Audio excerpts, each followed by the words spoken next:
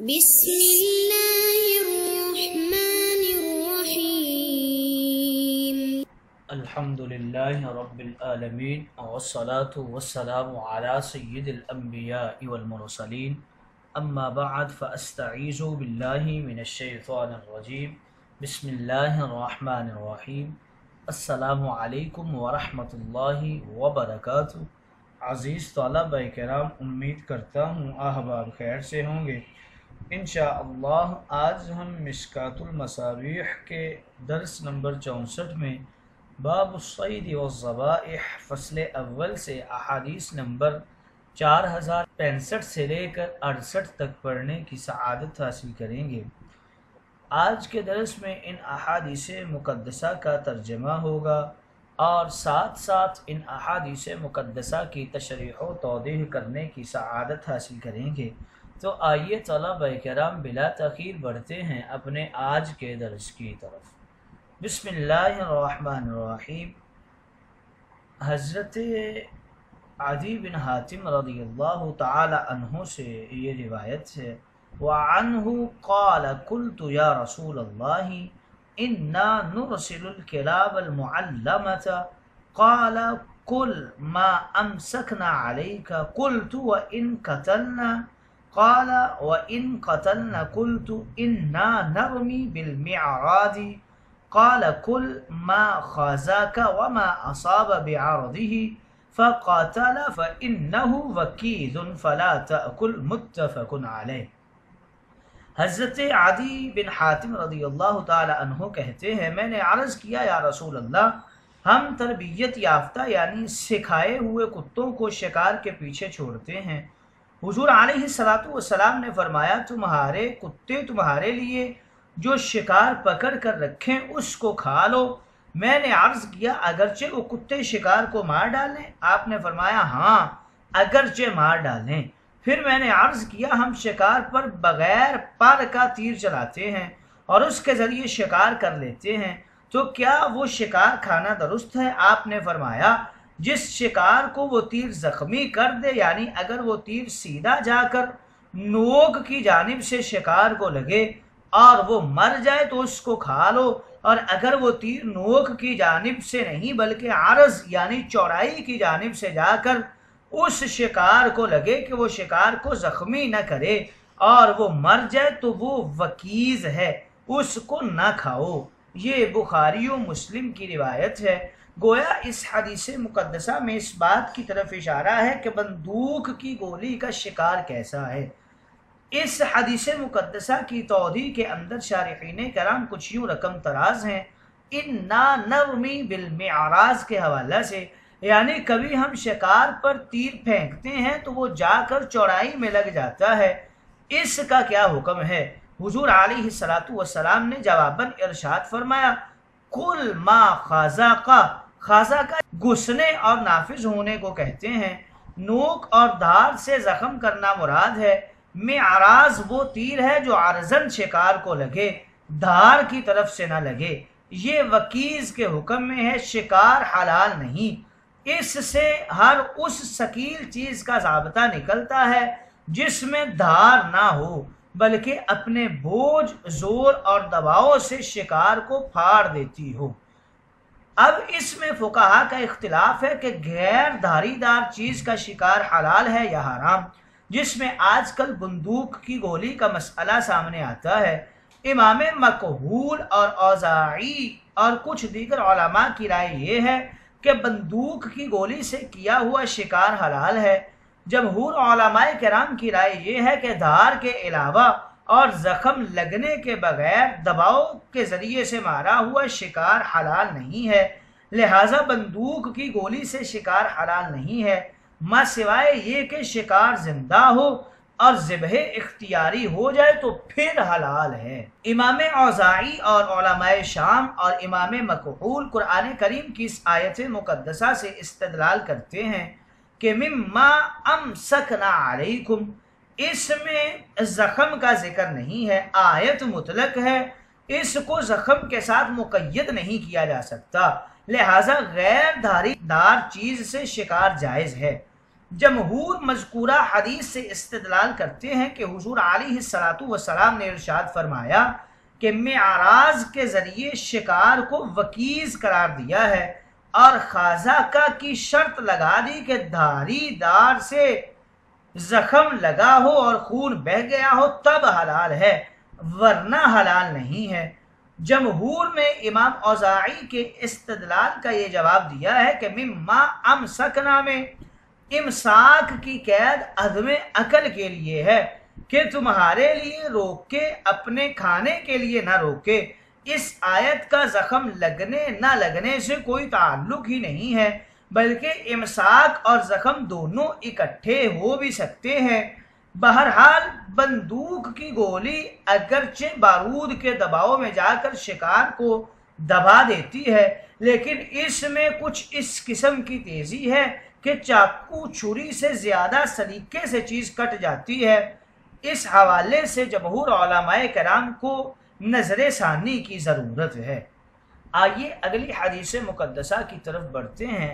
ان ابی ثعلبہ خشنی قال قلت یا نبی اللہ انا بارض قوم اہل الکتاب افنأکل فی آنیتہم وبارض صید اسید بقوسی وبقلب الذی لیس بمعلم وبقلب المعلم فما يصلح لي قال اما ما ذكرت من آنية اهل الكتاب فإن وجدتم غيرها فلا تأكلوا فيها وإن لم تجدوا فاغسلوها وكلوا فيها وما سدت بقوسك فذكرت اسم الله فكل وما سدت بقلبك المعلم فذكرت اسم الله فكل وما سدت بقلبك غير معلم فَأَدْرَكْتَ زَكَاتَهُ فَكُلْ متفق علیہ۔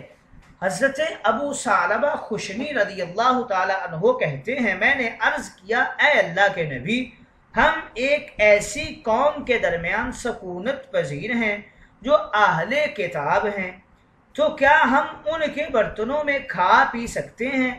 اور ہم ایسے علاقہ میں رہتے ہیں جہاں شکار بہت ہیں، میں اپنی قمان یعنی تیر اور تربیت یافتہ کتے کے ذریعے بھی شکار مارتا ہوں اور غیر تربیت یافتہ کتے کے ذریعے بھی شکار کر لیتا ہوں، تو میرے لیے کون سی چیز درست ہے؟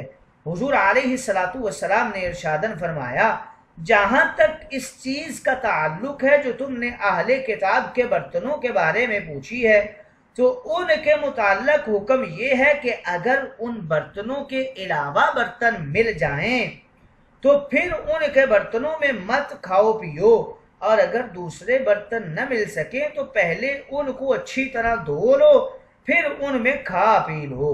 اور رہی شکار کی بات، تو جس جانور کو تم نے اپنے تیر سے شکار کیا ہے اور تیر چھوڑتے وقت اللہ کا نام لیا ہے اس کو کھا لو۔ اسی طرح جانور کو تم نے تربیت یافتہ کتے کے ذریعے شکار کیا ہے اور اس کتے کو چھوڑتے وقت اللہ کا نام لیا ہے تو اس کو بھی کھا لو، اور جو شکار تم نے غیر تربیت یافتہ کتے کے ذریعے پکڑا ہے اور اس کو ذبح کرنے کے قابل یعنی زندہ پایا ہے پھر اس کو ذبح کر لیا تو اس کو بھی کھا سکتے ہو۔ یہ بخاری و مسلم کی روایت ہے۔ اس کی توضیح کے اندر شارحین کرام کچھ یوں رقم تراز ہیں۔ اہل کتاب کے برتنوں میں اگر انہوں نے خنزیر کا گوشت رکھا ہو یا شراب کے لیے استعمال کیے ہوں تو اس صورت میں اگر کوئی اور برتن مل سکتا ہے تو ان برتنوں کا استعمال قطعاً جائز نہیں ہے، لیکن اگر کوئی اور برتن نہیں مل سکتا تو انہی کو دھو کر استعمال کرنا جائز ہے، مجبوری ہے۔ اور اگر ان کے یہ برتن شراب وغیرہ میں استعمال نہیں ہوئے تو پھر صرف دھو کر استعمال کرنا جائز ہے اگرچہ اپنا برتن بھی موجود ہو۔ بہرحال اسلام چاہتا ہے کہ مسلمانوں میں اسلامی غیرت و حمیت باقی رہے، کیونکہ زیادہ اختلاط سے آہستہ آہستہ آدمی غیر مسلموں کے معاشرہ میں گم ہو جاتا ہے۔ بد اخلاقی جائز نہیں ہے، لیکن اخلاق کا بھی ایک مقام ہوتا ہے۔ اخلاق اس کا نام نہیں کہ دشمن خدا کے ساتھ قلبی الفت پیدا ہو جائے۔ زیر بحث حدیث میں اشارہ بھی یہی ہے کہ اگر برتن موجود ہے تو کبھی بھی کافر کا برتن استعمال نہ کرو۔ اگلی حدیث مقدسہ کی طرف بڑھتے ہیں۔ حضرت ثعلبہ خشنی رضی اللہ تعالی عنہ سے ہی روایت ہے، وعنہ قال قال رسول اللہ صلی اللہ علیہ وسلم اذا رمیت بسہمک فغاب عنک فادرکتہ فکل ما لم ینتن، رواہ مسلم۔ حضرت ابو ثعلبہ خشنی رضی اللہ تعالی عنہ کہتے ہیں، رسول کریم نے فرمایا کہ اگر تم اللہ کا نام لے کر کسی شکار پر اپنا تیر چلاؤ اور پھر وہ شکار تیر کھا کر تمہاری نظروں سے اوجھل ہو جائے، یعنی کسی ایسی جگہ گر کر مر جائے جو اس وقت تمہیں نہ مل سکے، اور پھر وہ تمہارے ہاتھ لگ جائے تو تم اس میں اپنے تیر کا نشان دیکھ کر یہ یقین کر لو کہ یہ تمہارے اسی تیر کے لگنے سے مرا ہے، تو تم اس کو کھا سکتے ہو جب تک کہ اس کی بو میں تغیر پیدا نہ ہو جائے۔ یہ مسلم کی روایت ہے۔ گویا اس حدیث مقدسہ میں مارا ہوا شکار اگر گم ہو جائے تو اس کا کیا حکم ہے، اس حوالے سے گفتگو ہو رہی ہے۔ اس تشریح کے اندر شارحین کرام کچھ یوں رقم تراز ہیں ما لم ینتن کے حوالے سے۔ مثلا ایک آدمی نے پرندہ وغیرہ شکار کیا لیکن وہ گر کر جھاڑیوں میں گم ہو گیا، اب اس گم شدہ شکار کا کیا حکم ہے؟ اس حدیث مقدسہ میں بتایا گیا ہے کہ جب تک وہ شکار سڑ کر بدبودار نہیں ہو جاتا اس وقت تک اس کا کھانا جائز ہے، لیکن شرط یہ ہے کہ وہ شکار کسی اور وجہ سے نہ مرا ہو بلکہ شکاری آدمی کے تیر سے ہی مرا ہو، اور مارتے وقت اس نے بسم اللہ اللہ اکبر کہا ہو۔